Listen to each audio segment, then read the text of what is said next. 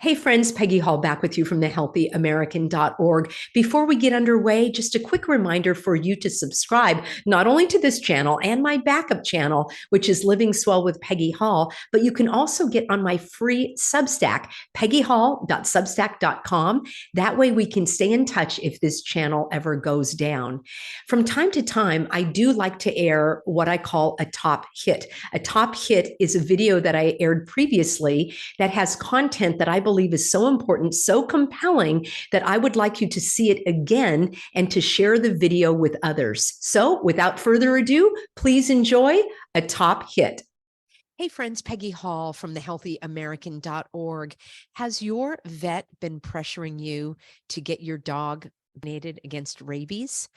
That is something that I'm hearing from a lot of you. You're emailing me asking if you can get a religious exemption for your pet. If you have to do this, what law is there? And my heart goes out to you because I have a lovely teddy bear, and I'm going to show you her picture in just one moment here. Let me share my screen. And here is my teddy bear right here. She is a senior and she is the love of my life. And of course, I would do anything and everything to protect her, which is why she is a pure blood. Now, my lovely little Teddy, I found as an abandoned little puppy when she was just a few weeks old. And in fact, I'm going to share a picture of her from that time as well. Okay, let me share a picture of this adorable little puppy, Teddy. Can you believe that? That's just too much. All right, that was 12 years ago. Here's another one. Let me grab this one as well. Look at that little adorable pup. So Teddy, I found as an abandoned puppy in a rough part of town, and I thought it was an injured rabbit about ready to walk into the street. So luckily, because I didn't get her from, an animal shelter or a breeder or what have you, I have been able to keep her as pure as possible. So I will share with you a few things that I've done at the end of this broadcast. And then I'm also going to talk to you about this whole concept of rabies and how it's basically the cooties of, for animals. And I'll tell you what I mean about that. I will tell you right from the get-go, I am not giving any medical advice. I'm not giving any legal advice. I am just going to give you some personal tips. And then I want to talk a little bit about how this whole rabies, as I call it, is along the lines of what's going on with cooties. Okay. Actually, let me just get to the punchline right now, because I know a lot of you are asking me, what can you do when the vet is asking for the certificate? Then I'll go behind the scenes and we'll talk about the whole concept of rabies and whether it exists or not. All right. The reason why I'm saying rabies is because an acquaintance of mine decided that I'll just say he wanted to no longer get the injections for his dog. And he noticed that suddenly his vet was really pushing, and he needed to go in because I think the dog was getting some kind of, manipulation treatment on the hip or what have you. I don't know all of the details, but they suddenly, oh no, it was a grooming appointment. That was it. And the groomers at the vet would not allow the dog to come in unless there was the rabies certificate, even though he had been taking his dog to the vet all this time and nobody batted an eye. Let me know if that happened to you. So many of you contacted me saying, out of the blue, they're pushing this. I believe it's from the WHO because they have this big thing about rabies. And the reason I'm calling it rabies is because this friend decided to, how shall I put it, create his own certificate, and using a previous example of one that he had previously before he was awake and aware to how harmful these shots could be. So he actually had a certificate and he started to create a new one thinking, oh, I'll just create a new one and I'll use that for the groomer and no one will be wiser. And the funny story is that he created all of this in the, program online. And when he showed up at the vet and he's looking at the certificate, he had misspelled the word rabies, and the V and the B are right next to each other on the keyboard. And he had typed out rabies, certificate of rabies vaccination. And so he realized his best laid plans were set aside. So I'm not recommending that you do that. I think some people probably are doing that. And actually, I'm not going to say whether I recommend it or not. I'm just going to let you know that's what some people are doing. The other thing people are doing is they're finding another way. So I have a lovely pet groomer that comes to the house and takes care of Teddy's toenails. So Teddy gets a Teddy cure, as I call it, because her toenails grow and she needs them trimmed. And she gets a nice little bath and she gets a pretty bow. And they could care less about the Rabies certificate. So that's one thing, is that you have, if it has to do with grooming, you can have someone come to your house. When it comes to the vet, there are also mobile vets. And the reason why they want you to have this shot, so they tell you, is because, oh, you never know if your dog could be aggressive and bite someone and then the vet would be liable. Well, I looked on the CD website. In fact, I have all these notes for you that I'm not even looking at, but let me see if I can find that link for you here, and I'll take you right on over. And let me know in a comment below, how many incidents of rabies do you think has happened in the United States, let's say in the last 10 years or so? Okay, here we go. Okay, in the United States, let's see, I read that, yes, the US has been free of dog rabies since 2007. So why in the world, how long is that? 15 years or so? If my math is correct anyway, it's a long time, 16 years. How in the world could your vet require you to have your animal injected with the rabies shot cocktail when there isn't even rabies in the United States? That's the question I have. So I believe that there's something else afoot.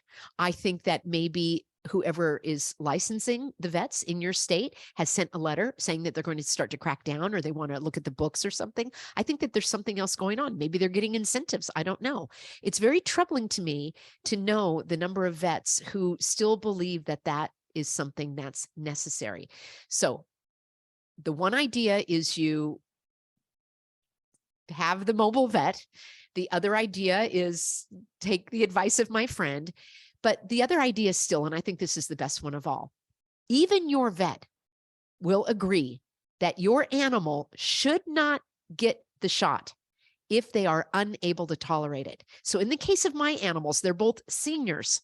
I would make the case that they are too elderly, and maybe they had a bad reaction to something else in the past, and that I would attest to the fact that they are not physically able to tolerate it. And your vet might even be able to write you a letter saying that your animal is not physically able to tolerate it. Now, many of my lovely healthy Americans follow Dr. Joseph Mercola, and I don't per se, but I am familiar with his materials. But what I really like is the vet who has done a lot of videos on his website. So I do like to watch her information, and the name escapes me right now. If somebody would let me know or email me later, but that vet is a holistic vet. So if you seek out the holistic vets, then hopefully that's how you can get your dog treatment. If you have to take your dog to an emergency room, let's say that there was an accident or something like that, I would highly recommend that you do not leave your animal's side. And if they are saying, oh, cooties or whatever, we have to take your animal back privately, you have to make that call. And personally, I would not do that. I would be concerned that they might inject something without my knowledge. So you could also let them know that you will hold them liable if they do this, that you want to have an eyewitness there. I mean, I'm trying to think of ways that you could get around it.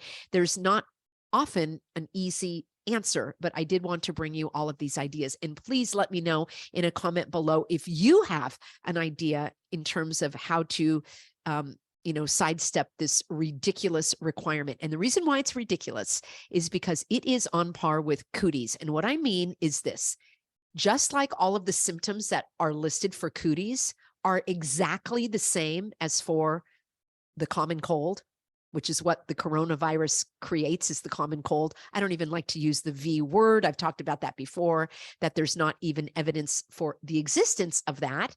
And it's the same thing for rabies, but you've got the symptoms of what rabies is, And it's basically the same symptoms of poisoning. All right. So this is what troubles me. We can go back to the early 1800s, and this is when rabies was discovered. And fast forward a little bit into the early, like mid 1800s, and Louis Pasteur came on the scene. Let me know if you've heard of this fellow, you know, pasteurizing, so forth, so much harm that he has inflicted, you know, on our humanity. He was basically the Fauci of his time. He was a chemist. He was not a veterinarian. He was not a medical doctor. Most people don't know that. Most people celebrate him thinking that he was the one that eradicated rabies in our lifetime. How can you eradicate something that has never been proven to exist? He was such, let me show you, I'll show you a couple of pictures of this fellow as well. Let me get all that queued up for you. Here we go, taking a look at this animal torturer. This is what he did. He tortured animals in the most inhumane, cruel way, not only dogs, but monkeys and rabbits in his research, which completely, again, unchecked, just absolutely torturing animals. So yes, he was born in 1822. I think it was around 1851 that he discovered the cure and created this rabies cocktail, as I call it. Let's take a look here. There is the Institut Pasteur in France, and it says that in France, they have not had any rabies. Here it is, I think since 1924. There has not been any, here we are. In France, no human cases of rabies contracted on the mainland, meaning not their French islands and things, has been reported since 1924. All right, 1924, and they're still pushing this cocktail on our animals and all the other ones as well. Now, I'm not going to talk from a medical standpoint about whether or not what choice you're going to make. All right, we choose to keep our animals pure. I've talked also about the spaying and neutering and how I look at that differently these days compared to my earlier perspective on it. And although our animals have been neutered, if I ever have animals in the future, I most likely will not do that. There are other ways of preventing. And I know many of you have said that there are benefits to that, but I'm just telling you what I'm doing. But the thing about rabies is that just like there were all of the clinics for cooties that you go get your injections, and, you know, it was in all the news and the newspapers and all of that. That's what was happening in the mid 1800s with rabies. It was all the rage. There were these rabies clinics, and people would go, and they were completely hoodwinked, bamboozled, and snookered into believing all of this as well. And it still goes on. How can this be 100 years of no rabies basically in France? And they've still got this institute where they're injecting human beings if they think that they were bitten by a rabid dog. Well, it was probably a poisoned dog or a starving dog or a dog that had been abused or something like that. So my friends, this is what I had for you on the rabies. And it's just a starting point. You can dive in, dig deeper. You have to have some fortitude, because it's extremely disturbing in terms of the cruelty of injecting the animals in the brains. And then the other thing is they say, oh, we don't know whether the animal has rabies or not until they're dead. And then after they're dead, we'll go in and we'll look at their brain tissue. Yeah, no. So the whole thing about rabies, as I call it now, hopefully I'll outsmart the algorithm here a little bit, although I don't know what they're giving strikes on these days. Our freedom of speech is also being suffocated. So that's what I have for you, friends. I hope that it's helpful. Let me know your tips. So the tips I have are, maybe you already have a certificate. Can you get a vet to come to your home? Can you let them know that your animal cannot withstand another vaccine? And let them know that you would put them on notice if they ever tried any funny business. Yeah, that's kind of going to the extreme. But those are the options that I have for you. I'm so grateful for all of my healthy Americans. I've said it before, I'll say it again. You're smart, savvy, supportive, and a little snarky when called for. And I love having you also over on my Substack. It's absolutely free, and I'll have a link for you below as well. See you soon, everybody.